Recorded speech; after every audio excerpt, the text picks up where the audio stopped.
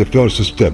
I am pleased to announce the Rafah crossing will open next week in both directions.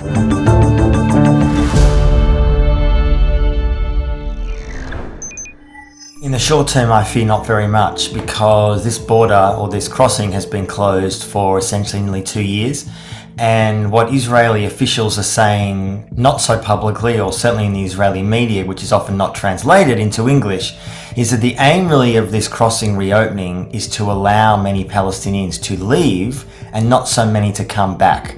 In other words, there are huge amounts of Palestinians who have been in Egypt now, often for the last 2+ years after Israel's genocide, who essentially been stuck there in limbo, can't get visas anywhere else. Many of them want to come back, or at least some want to come back to maybe help rebuild or see their families.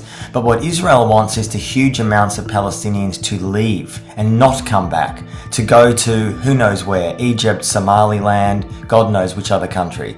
And that really is the longer term Israeli aim here. And I fear that if this crossing reopens in a more serious way, only monitored by Israel, that will be the long-term goal. I mean, I'd like to think so. The answer is yes, but let's not forget the border peace, and it's almost impossible to say that term without laughing in a sort of grimly humorous way, is overseen by Trump. Now, Trump has a deep loathing of Palestinians. He has for years. He's deeply racist towards them. So ultimately his goal, and in fact the goal that Jared Kushner, his son-in-law, gave last week at this presentation in Davos, made it very clear. There's not really an aim of helping Palestinians in the long term. They claim that's to give them jobs, opportunities and housing. But when I saw that presentation, in fact, it reminded me very much of Haiti. Haiti is a US client state, has been for years, and there's huge industrial parks that have been built there, low-cost housing, low-cost production for clothes that are then sent to American markets. I see a very, very similar thinking when the US and I guess the border peace is proposing something similar in Gaza, to have huge amounts of Palestinians living in particularly low quality housing for low paying jobs, to make what? For which markets? And I fear this is a model which has been repeated over and over again. I've done a lot of work over the years on the issues of disaster capitalism, people making money from misery essentially.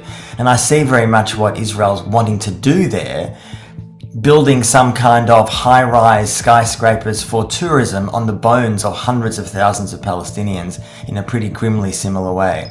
Well, ultimately, it's only if the international community pressures Israel to allow more international aid in. I mean, this is the bottom line about so many of these questions.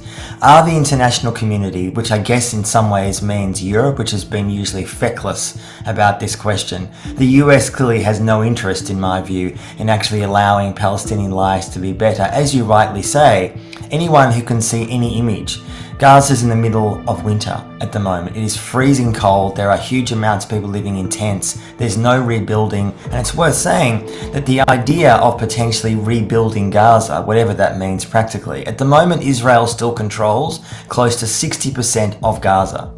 And they are killing Palestinians every single day. So without massive amounts of influx of more aid, and in fact it's clear, as many viewers will be aware, that Israel is trying to impose massive restrictions on international aid organisations, MSF and others, who are simply providing life-saving aid, forcing many of them to potentially leave Gaza because they can't essentially honour ridiculous requirements by the Israeli state. This is what international pressure must look like, and I fear that it's not going to come from the Europeans or the Americans. So where's it going to come from? That's what I wonder right now, and it concerns me.